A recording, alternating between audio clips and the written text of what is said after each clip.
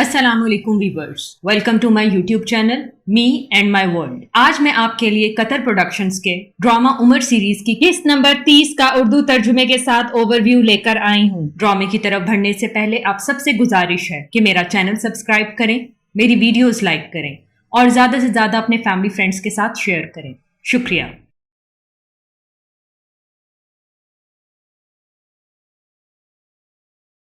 اس قسط کا آغاز پادری سے ہوتا ہے جو عمر رضی اللہ تعالیٰ عنہ کو گرجا گھر کی طرف لے کر جاتا ہے اور کہتا ہے یہ گرجے کا مقدس مزار ہے، آپ اندر نہیں آئیں گے؟ عمر رضی اللہ تعالیٰ عنہ اس سے کہتے ہیں کہ آج کے لیے کافی ہو گیا، یہ ہماری نماز کا وقت ہے۔ پادری ان سے کہتا ہے کہ آپ یہاں نماز پڑھ سکتے ہیں اگر آپ چاہیں تو، یہ عبادت کی جگہ ہے۔ عمر رضی اللہ تعالیٰ عنہ اس سے کہتے ہیں کہ اگر میں نے یہ کیا تو مسلمان اس کو سنت اور حق سمجھیں گے، وہ تم سے تمہارا گرجا گھر لے لیں گے، جو تم سے کیے گئے میرے عہد کی خلاف ورزی ہوگی، ہم دوسری بہتر جگہ ڈھونڈ لیتے ہیں۔ پھر وہ پادری ان سے درخواست کرتا ہے کہ آپ اس قالین پر نماز ادا کر لیں، یہ بہتر ہے خلیفہ، آپ اس کے باہر نماز پڑھیں، اس میں پریشانی نہیں ہوگی۔ عمر رضی اللہ تعالیٰ عنہ باقی صحابہ کرام کو دیکھتے ہیں اور فرماتے ہیں کہ مجھے ڈر ہے کہ کہیں کچھ مسلمان اس ملحقہ جگہ کو نماز کی جگہ بنانے میں بےتاب نہ ہو جائیں، پھر وہ تم سے تمہاری عبادت کی جگہ حاصل کرنے کے لیے لڑیں گے۔ مجھے وہ پتھر دکھاؤ جہاں ہمارے رسول صلی اللہ علیہ وآلہ وسلم موجود تھے شب معراج کے دوران۔ پھر پادری عمر رضی اللہ تعالیٰ عنہ کو اس پتھر کے پاس لے جاتا ہے۔ عمر رضی اللہ تعالیٰ عنہ کے ساتھ دوسرے صحابہ کرام بھی موجود ہوتے ہیں۔ وہاں کی حالت دیکھ کر عمر رضی اللہ تعالیٰ عنہ فرماتے ہیں کہ اس جگہ کو اس حالت میں نہیں ہونا چاہیے۔ پھر عمر رضی اللہ تعالیٰ عنہ اور دوسرے صحابہ کرام مل کر اس جگہ کی صفائی کرتے ہیں۔ صفائی کرنے کے بعد عمر رضی اللہ تعالیٰ عنہ کو کہتے ہیں کہ اذان دو تاکہ نماز کی ادائیگی کی جائے۔ عمر رضی اللہ تعالیٰ عنہ اذان دیتے ہیں۔ اذان دیتے وقت عمر رضی اللہ تعالیٰ عنہ اور عمر رضی اللہ تعالیٰ عنہ کی آنکھوں سے آنسو بہتے ہیں۔ مسلمان لوگوں کے جمع ہونے کے بعد عمر رضی اللہ تعالیٰ عنہ فرماتے ہیں کہ یہاں مسجد بناؤ، یہاں ہمارا پہلا قبلہ مسجد اقصی ہے جس کی طرف منہ کر کے خدا کے رسول صلی اللہ علیہ وآلہ وسلم اور تمام پیغمبر نماز پڑھتے تھے۔ یہاں ہمارا تیسرا حرم ہے، خدا کا شکر ہے کہ اس نے ہمیں یہاں نماز پڑھنے کی توفیق دی جہاں انہوں نے نماز ادا کی تھی۔ واپسی کے وقت پادری خلیفہ سے کہتے ہیں کہ خدا آپ کی حفاظت کرے۔ عمر رضی اللہ تعالیٰ عنہ فرماتے ہیں تم اپنے تنازعات کو اپنے قانون کے مطابق حل کرنا، اگر تم میں سے کوئی رضاکارانہ طور پر ہم سے فیصلہ کرنے والے کی طرح مدد مانگتا ہے تو ہم ویسے ہی فیصلہ کریں گے جیسے ہم خود کے لیے فیصلہ کرتے ہیں۔ اگر میرا نگران یا کوئی بھی مسلمان تم میں سے کسی کے ساتھ نا انصافی کرتا ہے، اسے ہرگز برداشت نہ کرنا، میرے پاس معاملہ لے کر آنا، تمہارے بھروسے کی حفاظت ہماری اور مسلم امہ کی ذمہ داری ہے۔ اس کے بعد عمر رضی اللہ تعالیٰ عنہ فرماتے ہیں کیا تم جانتے ہو کہ رسول خدا صلی اللہ علیہ وآلہ وسلم نے کیا کہا تھا؟ انہوں نے فرمایا تھا جس کسی نے معاہدے میں رہتے ہوئے کسی کو تکلیف پہنچائی گویا اس نے مجھے تکلیف پہنچائی۔ ایک اور جگہ انہوں نے فرمایا کہ میں تم سب کو تاکید کرتا ہوں کہ ان کے ساتھ احسن رویہ رکھو جو میرے ذمے ہیں۔ پھر عمر رضی اللہ تعالیٰ عنہ پادری سے پوچھتے ہیں کہ کیا تمہیں ذمے کا مطلب پتا ہے؟ پادری کہتا ہے کہ نہیں۔ پھر عمر رضی اللہ تعالیٰ عنہ اس کو بتاتے ہیں کہ اگر کوئی شخص کسی اور شخص یا قبیلے کے ذمے ہو، اس کو کسی بھی حملے اور ناانصافی کے خلاف استثنا رکھا جاتا ہے۔ اگر کوئی اس پر حملہ کرتا ہے وہ ایسا ہے جیسے اس نے حملہ کیا اس پر جس کی وہ ذمہ داری ہے، اسے ویسے ہی اس کی حفاظت کرنی چاہیے جیسے وہ خود کی اور اپنے گھر والوں کی کرتا ہے۔ اگر وہ ایسا نہیں کرتا تو نافرمانی کا ایک بڑا دھبا ہمیشہ کے لیے اس کے ساتھ جڑ جائے گا، یہ ایک شخص اور قبیلے کا ذمہ ہے۔ پھر عمر رضی اللہ تعالیٰ عنہ فرماتے ہیں تم اسے بھی ذمہ ہی سمجھو جو ہم نے تمہیں دیا، اگر کوئی بھی تمہارے ساتھ نا انصافی کرے گا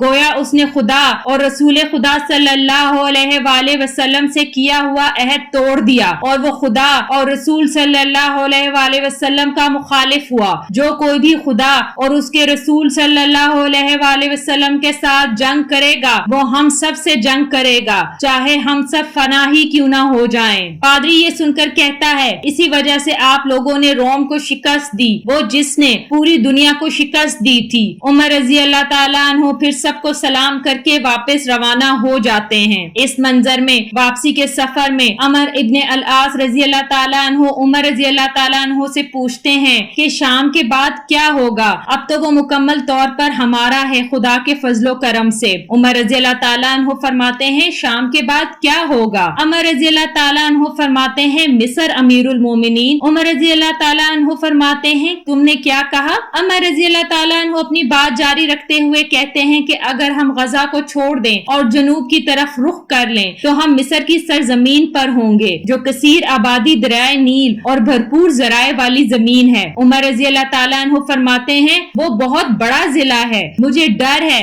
کہ اگر تم اس کی گہرائی میں جاؤ گے تو تم مجھ سے دور ہو جاؤ گے، اگر تم کسی مشکل میں پڑ گئے تو میں تمہارے پاس مدد نہیں بھیج پاؤں گا۔ عمر رضی اللہ تعالیٰ عنہ فرماتے ہیں کہ یہ میں اچھی طرح جانتا ہوں کیونکہ اسلام سے پہلے میں وہاں تجارت کی غرض سے جایا کرتا تھا۔ اب اس کی آبادی کافی حد تک رومیوں کی مخالف ہے، ہر کل انہیں مجبور کر رہا ہے کہ وہ اس کے ایمان کی پیروی کریں۔ ان کے پاس سپاہی رومی فوج کے ہیں، انہی کے پاس ہتھیار ہیں، جبکہ مصریوں کے پاس ہتھیار بھی نہیں۔ مصر میں رومی کم تعداد میں ہیں، ہم نے انہیں شام سے نکلنے پر مجبور کیا، اس لیے ہم پیچھے سے محفوظ ہیں، صرف سمندر باقی ہے رومیوں کے پاس۔ عمر رضی اللہ تعالیٰ عنہ فرماتے ہیں کہ کوئی بھی قدم اس وقت تک نہ اٹھانا جب تک میں اس پر سوچ نہ لوں اور اپنے لوگوں سے مشورہ نہ کر لوں۔ یہ کہہ کر قافلہ دوبارہ روانہ ہو جاتا ہے۔ اس منظر میں عمر رضی اللہ تعالیٰ عنہ کا قافلہ دمشق پہنچتا ہے۔ شہر کے باہر ابو عبیدہ رضی اللہ تعالیٰ عنہ اور باقی سب ان کا استقبال کرتے ہیں،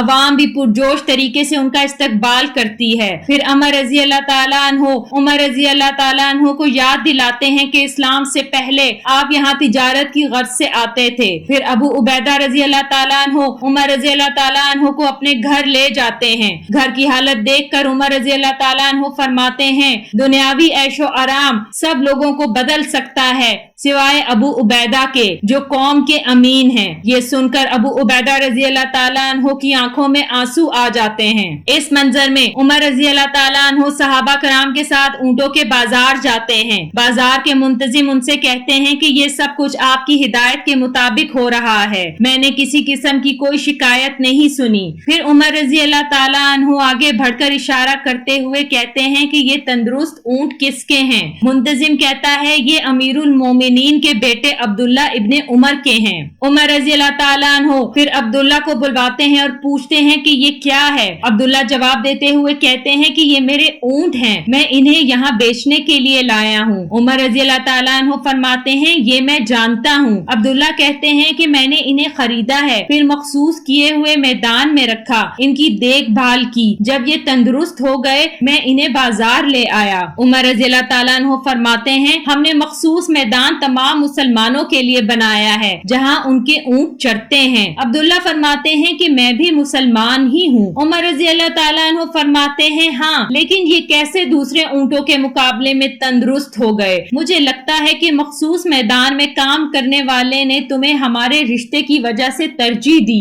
عبداللہ فرماتے ہیں کہ خدا گواہ ہے میں نے انہیں ایسا کرنے کے لیے نہیں کہا۔ عمر رضی اللہ تعالیٰ عنہ فرماتے ہیں میں ان سے اس بارے میں خود پوچھوں گا، اور رہے تم اپنا اصل لو اور باقی بیت المال میں جمع کرواؤ۔ عبداللہ ہنستے ہوئے کہتے ہیں ویسا ہی ہوگا جیسا آپ نے فرمایا۔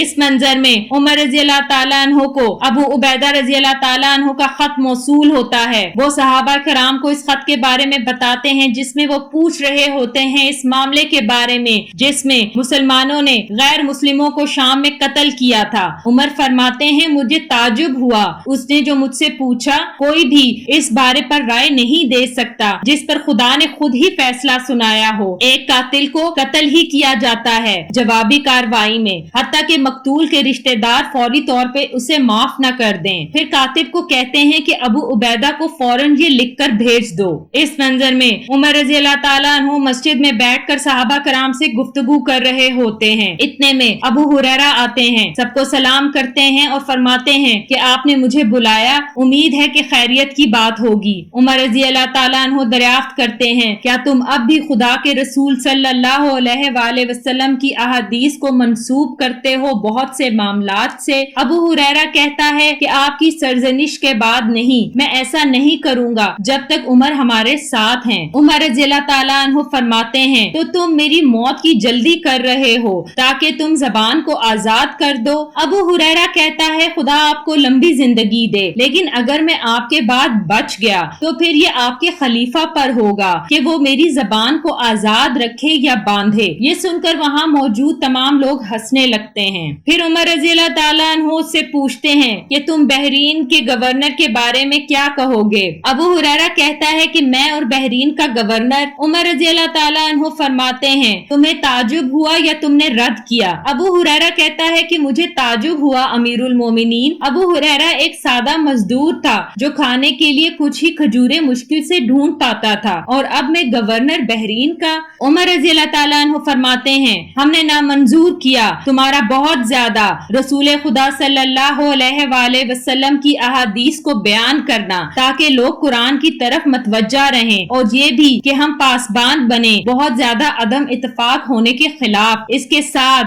کہ ایک شخص کے لیے کہ میں نے رسول خدا صلی اللہ علیہ وآلہ وسلم کو یہ کہتے سنا تھا اور دوسرا انکار کر دے۔ ہم نے کبھی بھی تمہارے ایمان پر سوال نہیں اٹھایا۔ ابو ہریرہ کہتے ہیں جیسا آپ چاہیں امیر المومنین۔ عمر رضی اللہ تعالیٰ عنہ پھر دوسرے شخص کو کہتے ہیں کہ اس کے مال اور تنخواہ کا اندراج بناؤ۔ ابو ہریرہ یہ سن کر کہتا ہے کہ یہ کیا ہے؟ عمر رضی اللہ تعالیٰ عنہ فرماتے ہیں یہ میری گورنر کے ساتھ حکمت عملی ہے۔ ابو ہریرہ کہتا ہے کہ آپ مجھ پر شک کر رہے ہیں جبکہ ہمیں آپ خود مقرر کر رہے ہیں۔ عمر رضی اللہ تعالیٰ عنہ کہتے ہیں کہ میں کسی پر شک نہیں کر رہا، میں نے یہ غور کیا ہے کہ گورنر کے مال میں اضافہ ہوتا ہے جب وہ اپنی مدت ملازمت میں ہوتا ہے، یہ اس وجہ سے نہیں کہ انہوں نے برا کیا، وہ تجارت کے لیے جاتے تھے۔ ابو ہریرہ کیا یہ جائز نہیں؟ عمر رضی اللہ تعالیٰ عنہ فرماتے ہیں ہاں یہ جائز ہے، لیکن ہم اپنے گورنر کو تجارتی لوگ بنا کر نہیں بھیجیں گے، ہم انہیں لوگوں کے لیے انصاف کرنے والا بنا کر بھیجیں گے۔ جب وہ تجارت کے لیے جائیں گے تو ہمیں ڈر ہے کہ لوگ انہیں معاوضہ دیں گے ان کے مقام کی وجہ سے، اور ان کے کاروبار کو دوسرے کے اوپر ترجیح دیں گے، اس لیے میں یہ اپنے گورنر کے ساتھ کرتا ہوں، جس کو یہ پسند آئے وہ جائے اپنا مقام سنبھالے، اگر کوئی ناخوش ہو تو اسے دور کر دیں، تمہارا کیا انتخاب ہے؟ ابو ہریرہ سوچنے کے بعد کہتا ہے کہ یہ اچھی رائے ہے، میں قبول کرتا ہوں جو خدا کو راضی کرے۔ اس منظر میں ایک شخص اونٹ پر بھاری بوجھ لاد کر لے کر جا رہا ہوتا ہے۔ عمر رضی اللہ تعالیٰ عنہ اس کو روکتے ہیں اور کہتے ہیں کہ تم نے اس اونٹ کے ساتھ کیا کیا؟ اتنا بوجھ ڈال کر کیا تم نہیں جانتے کہ جانوروں کے بھی حقوق ہوتے ہیں؟ خدا کی قسم مجھے ڈر ہے کہ اس بارے میں مجھ سے سوال ہوگا۔ وہ شخص امیر المومنین سے معافی مانگ کر چلا جاتا ہے۔ عمر رضی اللہ تعالیٰ عنہ بھی روانہ ہو جاتے ہیں۔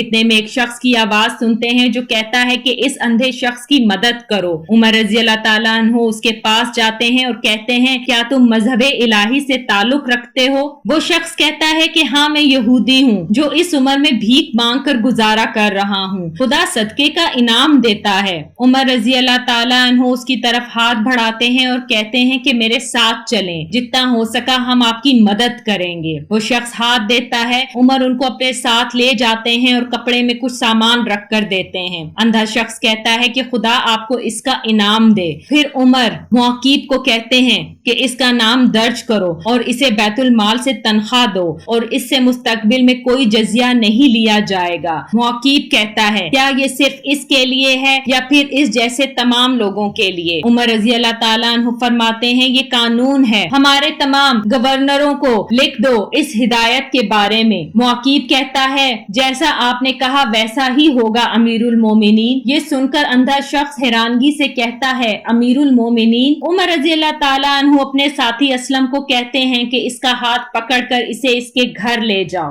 اس منظر میں بہت سے لوگ ہجرت کر کے مدینے جا رہے ہوتے ہیں، ان کے پاس پینے کا پانی بھی ختم ہو جاتا ہے۔ مدینے میں تمام لوگ کھلے آسمان کے نیچے بیٹھے ہوتے ہیں۔ امیر المومنین مہاجرین کے پاس آتے ہیں، ان کے پاس ایک شخص آتا ہے جو ان سے کھانے کا کہتا ہے۔ عمر رضی اللہ تعالیٰ عنہ فرماتے ہیں کہ خدا کا فضل نزدیک ہے انشاءاللہ۔ اتنے میں ایک اور قافلہ ہجرت کر کے آ جاتا ہے۔ عمر رضی اللہ تعالیٰ عنہ فرماتے ہیں تمام طاقتیں خدائے بزرگوں برتر کے اختیار میں ہیں، تمام جگہوں سے یہ لوگ مدینے کی طرف ہجرت کر رہے ہیں، ذخیرہ ہوئی ہوئی گندم ختم ہونے والی ہے، میں کیسے ان سب کی مدد کر پاؤں گا اگر یہ قحط کئی ماہ تک رہا بغیر کسی بارش کے۔ وہیں موجود صحابی فرماتے ہیں کہ صرف چھکڑا نہیں، یہ جاری ریت کا طوفان، اس نے مویشیوں کو مار دیا ہے، ہم نہیں جانتے کہ لوگوں کے لیے کیا نقصان دہ ہے، بھوک یا پھر ریت کا طوفان۔ عثمان رضی اللہ تعالیٰ عنہ فرماتے ہیں میرے اونٹوں اور مویشیوں میں سے جو باقی رہ گیا ہے میں خدا کی راہ میں خرچ کرتا ہوں، آپ اسے لے لیں اور لوگوں کا پیٹ بھریں، اگر ہم نے ان کو کھانے کو نہ دیا تو یہ مر جائیں گے۔ دوسرے صحابی بھی یہی رائے دیتے ہیں۔ عمر رضی اللہ تعالیٰ عنہ یہ سن کر فرماتے ہیں ہم لوگوں کا دھیان رکھیں گے جتنا ہم کر پائیں گے اور خدا سے دعا کریں گے، وہی ہے جو اس مشکل کو دور کر سکتا ہے۔ اس منظر میں عمر رضی اللہ تعالیٰ عنہ عمر ابن العاص رضی اللہ تعالیٰ عنہ کو خط لکھتے ہیں جس میں لکھا ہوتا ہے کہ کیا تم خوش ہوگے مجھے اور میرے ساتھ موجود لوگوں کو فنا ہوتے دیکھ کر، جبکہ تم اور تمہارے آس پاس کے لوگ پرسکون اور بھرپور زندگی گزار رہے ہیں، ہماری مدد کے لیے جلدی آؤ۔ پھر کاتب کو کہتے ہیں یہی خط شام، عراق اور فارس کے گورنر کو بھی لکھو اور خط لکھو عرب کے تمام علاقوں کے گورنروں کو، مکے کو، طائف، یمن، بحرین، عمان، نخر اور باقی عرب کو بھی، وہ اس سال زکوٰۃ نہ لیں، جب قحط سالی ختم ہو جائے اور زمین دوبارہ پیداوار کے قابل ہو جائے تب وہ سب سے زکوٰۃ لیں انشاءاللہ۔ اس منظر میں ان لوگوں کو دفنایا جا رہا ہوتا ہے جو بھوک کی وجہ سے انتقال کر جاتے ہیں، عمر رضی اللہ تعالیٰ عنہ بھی وہی موجود ہوتے ہیں۔ دوسری طرف ابو عبیدہ رضی اللہ تعالیٰ عنہ بھی مدد لے کر مدینہ آ جاتے ہیں۔ ابو عبیدہ رضی اللہ تعالیٰ عنہ عمر رضی اللہ تعالیٰ عنہ سے کہتے ہیں کہ اس مشکل وقت نے آپ کو کتنا متاثر کیا ہے۔ عمر رضی اللہ تعالیٰ عنہ فرماتے ہیں خدا ہماری مدد کرے گا، خدا تمہیں اس کا انعام دے کیونکہ تم سب سے پہلے مدد لے کر پہنچے ہو۔ ابو عبیدہ رضی اللہ تعالیٰ عنہ فرماتے ہیں 4000 اونٹ جن پر کھانا اور دیگر سامان لدا ہوا ہے، معاویہ بھی 3000 سے زائد اونٹوں کے ساتھ آ رہا ہے، عمر ابن العاص کا کیا؟ عمر رضی اللہ تعالیٰ عنہ فرماتے ہیں ہاں عمر نے مجھے خط لکھا ہے، اس نے اونٹ بھیج دیے ہیں اور یہ کہ اس نے 20 کشتیاں گندم، اناج اور کپڑوں کی بھی بھیجی ہیں۔ ابو عبیدہ رضی اللہ تعالیٰ عنہ پوچھتے ہیں اور عراق سے؟ عمر رضی اللہ تعالیٰ عنہ فرماتے ہیں سعد نے 1000 اونٹ بھیجے تھے لیکن میں نے اپنے نگران کو حکم دیا کہ وہ اس کو بدین کے علاقوں میں تقسیم کر دے، یہ مشکل وقت تمام علاقوں پر پڑا ہے، یہ بہتر ہے کہ ہم ان کے علاقوں میں مدد بھیجیں، اس طرح وہ بھوک کی وجہ سے مدینے کا رخ نہ کریں گے، ان کا یہاں آنا ہماری اور ان کی مشکلات میں اضافہ کرے گا۔ اس منظر میں لوگوں میں کھانا تقسیم ہو رہا ہوتا ہے کہ ایک شخص آتا ہے اور اعلان کرتا ہے کہ اے مسلمانوں بارش کے لیے نماز پڑھو، امیر المومنین باہر آ کر بارش کے لیے نماز پڑھوائیں گے، مسجد میں ملو۔ پھر اس کے بعد امیر المومنین عمر رضی اللہ تعالیٰ عنہ کی امامت میں بارش کے لیے نماز ادا کی جاتی ہے۔ اس منظر میں لوگ آسمان کی طرف دیکھ رہے ہوتے ہیں، آسمان پر بادل چھا جاتے ہیں اور بارش ہوتی ہے اور یہ دیکھ کر تمام لوگ خوشی سے جھوم اٹھتے ہیں اور اللہ اکبر کے نعرے بلند کرتے ہیں۔ دوسری طرف عمر رضی اللہ تعالیٰ عنہ مسجد میں موجود صحابہ سے کہتے ہیں خدا نے اس مشکل وقت میں ہماری مدد فرمائی۔ علی رضی اللہ تعالیٰ عنہ فرماتے ہیں ہم نے یقیناً زیادہ تکالیف برداشت کی، یہ لوگ جو مدینہ آئے وہ خلیفہ اور مسلم مملکت سے مدد چاہتے تھے۔ اسلامی دور سے پہلے جب اس طرح کی قحط سالی یا سخت وقت آتا تھا تو لوگ ایک دوسرے پر حملہ کرتے تھے، اب یہ لوگ جانتے ہیں کہ مسلم مملکت میں سب متحد ہیں، اس لیے انہیں اس سے زیادہ ملے گا جو دوسروں سے چھین لیتے تھے۔ عرب آج جیسے ہیں ویسے پہلے نہ تھے، ایک جسم کی طرح، جسم کے کسی ایک حصے کو تکلیف ہوتی ہے تو پورا جسم درد محسوس کرتا ہے۔ جو نقصان اس مشکل وقت نے دیا وہ چلا گیا لیکن اس کا منافع باقی رہ گیا۔ عمر رضی اللہ تعالیٰ عنہ فرماتے ہیں یہ بالکل صحیح حکمت ہے ابو الحسن۔ اس منظر میں عمر رضی اللہ تعالیٰ عنہ ابو الحسن رضی اللہ تعالیٰ عنہ کے گھر کا دروازہ کھٹکھٹاتے ہیں اور اندر آنے کی اجازت مانگتے ہیں۔ علی رضی اللہ تعالیٰ عنہ ان کو اندر آنے کا کہتے ہیں۔ عمر رضی اللہ تعالیٰ عنہ علی رضی اللہ تعالیٰ عنہ کے بچوں کو اپنی طرف بلاتے ہیں۔ علی رضی اللہ تعالیٰ عنہ انہیں اپنے بچوں کا نام بتاتے ہیں جن کا نام ابو بکر، عمر اور عثمان ہوتا ہے۔ عمر رضی اللہ تعالیٰ عنہ علی رضی اللہ تعالیٰ عنہ سے کہتے ہیں کہ خدا تمہیں خوش رکھے کہ تم نے ہمارے نام اپنے بچوں کو دیے۔ अली रजी अल्लाह ताला अन्हु उमर रजी अल्लाह ताला अन्हु को बैठने का कहते हैं। बच्चों के जाने के बाद उमर रजी अल्लाह ताला अन्हु अली रजी अल्लाह ताला अन्हु से फरमाते हैं, अबू अल हसन, मेरा खुदा के रसूल सल्लल्लाहु अलैहि वसल्लम के साथ खानदानी रिश्ता था, क्योंकि उनकी शादी मेरी बेटी हफ्सा से हुई थी और फिर मेरा उनके साथ मोहब्बत का रिश्ता भी था। मैं एक और ताल्लुक जोड़ना चाहता हूँ। अगर तुम और तुम्हारी बेटी उम्मे कुलसूम मुझे कबूल करें तो फिर मेरा नबी खुदा सल्लल्लाहु अलैहि वसल्लम के साथ तीसरा ताल्लुक भी जुड़ जाएगा। अली रजी अल्लाह ताला अन्हु फरमाते हैं कि मैं उम्मे कुलसूम से बात करूंगा, अगर वो राजी हुई तो मैं उसकी शादी आपसे करवा दूंगा। इस मंजर में उमर रजी अल्लाह ताला अन्हु मस्जिद में आते हैं। उस्मान रजी अल्लाह ताला अन्हु उनसे कहते हैं कि मैं आपके चेहरे पर खुशी देख पा रहा हूँ। उमर रजी अल्लाह ताला अन्हु जवाबन कहते हैं, क्या तुम लोग मुझे मुबारकबाद नहीं दोगे? सहाबा कराम उनसे वजह पूछते हैं। उनके पूछने पर उमर रजी अल्लाह ताला अन्हु बताते हैं कि उन्होंने उम्मे कुलसूम बिनते अली रजी अल्लाह ताला अन्हु से निकाह कर लिया है। सहाबा कराम उनको मुबारकबाद देते हैं। इस मंजर में अमीरुल मोमिनीन लोगों के मसाइल सुन रहे होते हैं।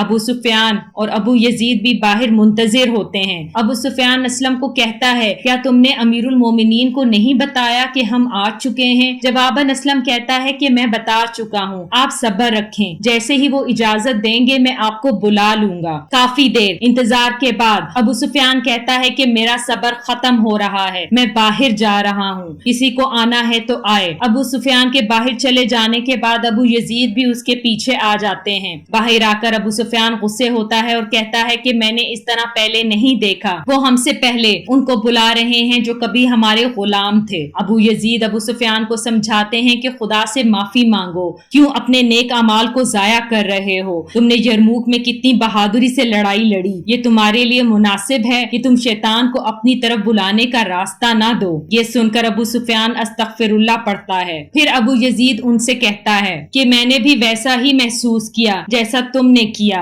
लेकिन मैंने वसवसे को हटा दिया। जो हमारे गुलाम थे उन्होंने आला मकाम हासिल किए, इस वजह से कि वो बहुत पहले से इस्लाम की मदद कर रहे हैं। उन्होंने हक से ये नया मकाम हासिल किया है। अगर हम गुस्से में रहेंगे तो हम खुद से गुस्सा होंगे। तमाम लोगों को इस्लाम कबूल करने की तरफ बुलाया गया था, लेकिन वो आगे चले गए और हमें देर हो गई। हमें ये सोचना चाहिए आखिरत के दिन में हमें कैसा महसूस होगा कि अगर उन्हें हमसे पहले बुलाया गया। ये कहकर अबू यजीद और अबू सुफियान चले जाते हैं। इस मंजर में उस्मान रजी अल्लाह ताला अन्हु उमर रजी अल्लाह ताला अन्हु से फरमाते हैं, क्या आपने दोबारा इस बारे में गौर न किया? आपने खालिद को खलीफा बनते ही शाम के फौज के निगरान के ओहदे से हटा दिया। उसने आपके हुक्म की तामील की और अबू उबैदा के नीचे काम किया। वो दमिश्क की फतह का अहम सबब था और बाकी शाम का भी, और वो ही है जिसने कंसरीन को फतह किया। अबू उबैदा रजी अल्लाह ताला अन्हु ने उसे वहाँ का गवर्नर बनाया और आपने कोई एतराज भी न किया। उमर रजी अल्लाह ताला अन्हु फरमाते हैं, हाँ, मैंने कहा था कि खुदा अबू सुलेमान पर रहमत नाजिल फरमाए, उसने खुद को मुकर्रर कर दिया था।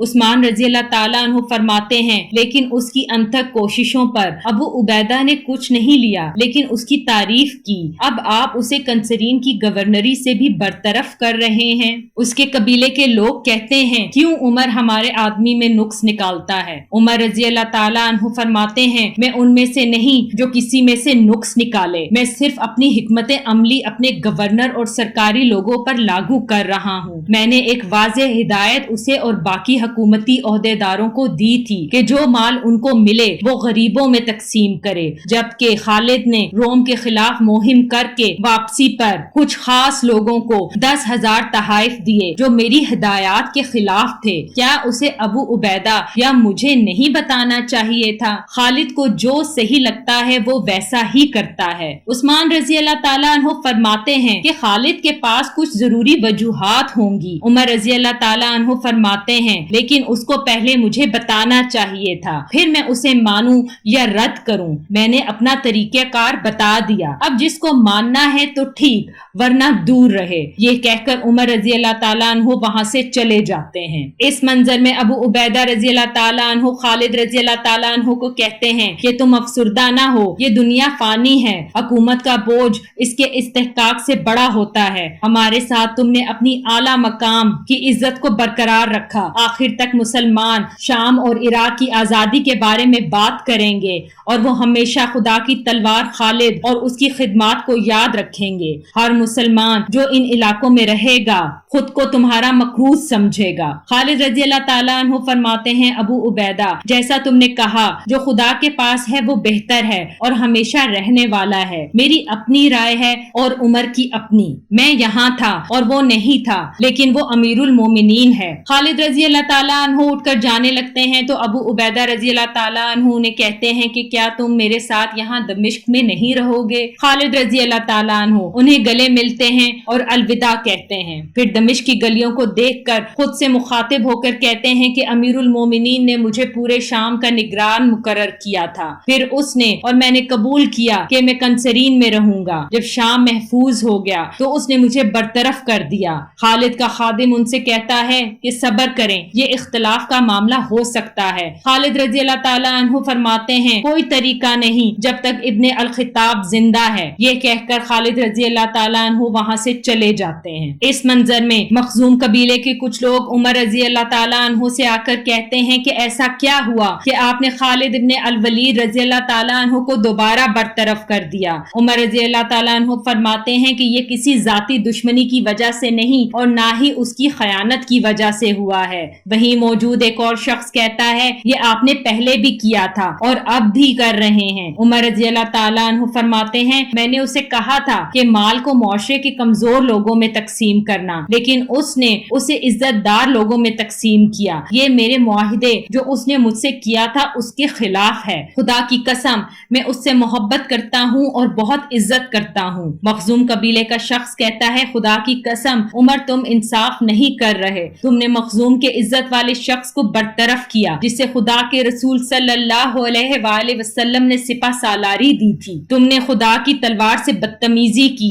اس چیز کو نظر انداز کرتے ہوئے جسے خدا کے رسول صلی اللہ علیہ وآلہ وسلم نے کیا، اور مخزوم سے تمہارے تعلق کو بھی تم نے نظر انداز کیا۔ عمر رضی اللہ تعالیٰ عنہ فرماتے ہیں یہ لوگوں کو یاد دلائے گا کہ میں نے اپنا طریقہ کار تمام لوگوں پر برابری سے لاگو کیا، اور رہی بات میرے تعلق کی یہ میرا ذاتی معاملہ ہے، یہ مملکت کے کاموں میں نہیں آتا۔ وہ شخص دوبارہ بولنے لگتا ہے کہ اس سے پہلے عثمان رضی اللہ تعالیٰ عنہ اسے روک کر کہتے ہیں کہ تم امیر المومنین سے سخت لہجے میں بات کر رہے ہو۔ عمر رضی اللہ تعالیٰ عنہ فرماتے ہیں کوئی بات نہیں، اس کا ابو سلیمان کے ساتھ قریبی تعلق ہے، یہ جوان ہے، اپنے بھائی کے ساتھ جو ہوا اس پر غصہ ہے۔ یہ کہہ کر عمر رضی اللہ تعالیٰ عنہ وہاں سے چلے جاتے ہیں۔ اس منظر میں ایک سپاہی صحابہ کرام کے پاس آتا ہے اور اپنے ساتھ روم کے سفیر کو بھی لاتا ہے جو امن کا معاہدہ کرنا چاہتا ہے۔ سفیر صحابہ سے کہتا ہے کہ کیا آپ مجھے ان کے پاس لے جائیں گے؟ صحابہ انہیں عمر رضی اللہ تعالیٰ عنہ کے پاس لے کر جاتے ہیں۔ عمر رضی اللہ تعالیٰ عنہ دیوار کے پاس لیٹے آرام کر رہے ہوتے ہیں۔ صحابہ ان کا تعارف عمر رضی اللہ تعالیٰ عنہ سے کرواتے ہیں۔ عمر رضی اللہ تعالیٰ عنہ انہیں بیٹھنے کے لیے کہتے ہیں۔ سفیر عمر رضی اللہ تعالیٰ عنہ سے کہتے ہیں مجھے یہ دیکھ کر تعجب ہوا، میرے پاس الفاظ نہیں، میں یہاں آتے ہوئے سوچ رہا تھا کیا وہ فوجیں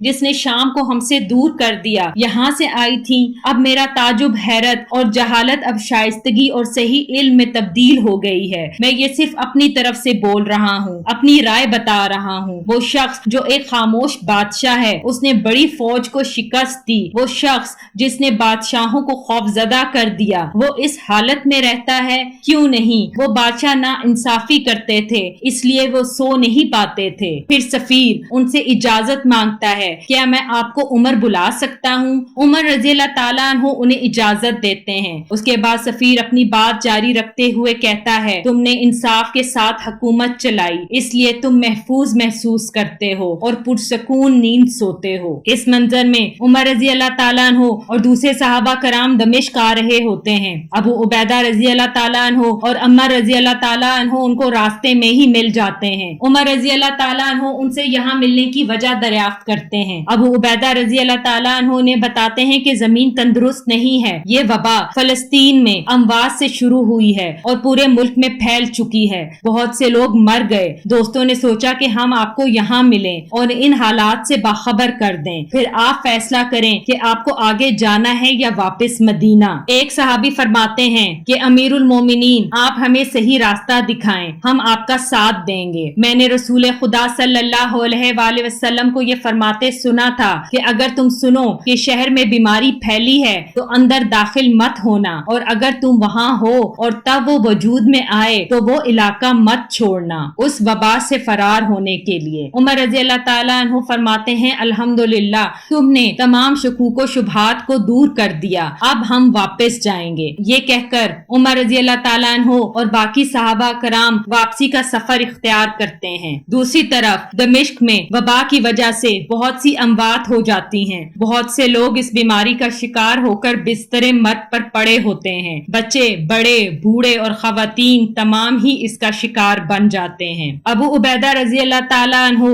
अपने घर वजू करने के लिए आस्तीने ऊपर चढ़ाते हैं कि देखते हैं कि इस वबा ने इनको भी अपना शिकार बना लिया है। फिर वो अपने खादिम को कहते हैं कि पानी के बर्तन को छोड़ो और अपने घर जाओ और तब तक वापस ना आना जब तक मैं खुद ना बुलाऊं। खादिम उनके हुक्म की तामील करते हुए चला जाता है। इस मंजर में उमर रजी अल्लाह ताला अन्हु अबू उबैदा रजी अल्लाह ताला अन्हु के घर आते हैं और देखते हैं कि वो बिस्तर पर बीमार हालत में हैं। उमर रजी अल्लाह ताला अन्हु फरमाते हैं कि खुदा आपको सेहत दे। अबू उबैदा रजी अल्लाह ताला अन्हु फरमाते हैं कि तुमने मेरी हालत देख ली है, मैं तुम्हें कुछ नसीहत करना चाहता हूँ। अगर तुम लेना चाहो, नमाज बाकायदगी से अदा करो, ज़कात दो, रोजे रखो, हज और उम्रा अदा करो, एक दूसरे से मोहब्बत करो, उनकी मदद करो, अपने कायद के साथ वफादार रहो और कभी खयानत न करना, इस दुनिया के ऐशो आराम में न पड़ना, ये तुम्हें बर्बाद कर देंगी। अगर एक शख्स 1000 साल तक जिंदा रहे फिर भी उसे मौत मिलेगी, बिल्कुल मेरी तरह। फिर अबू उबैदा रजी अल्लाह ताला अन्हु वफात पा जाते हैं। ये खबर मदीना भी पहुंच जाती है। उस्मान रजी अल्लाह ताला अन्हु उमर रजी अल्लाह ताला अन्हु से कहते हैं कि खुदा तुम्हें और हम सबको सुकून और सब्र दे।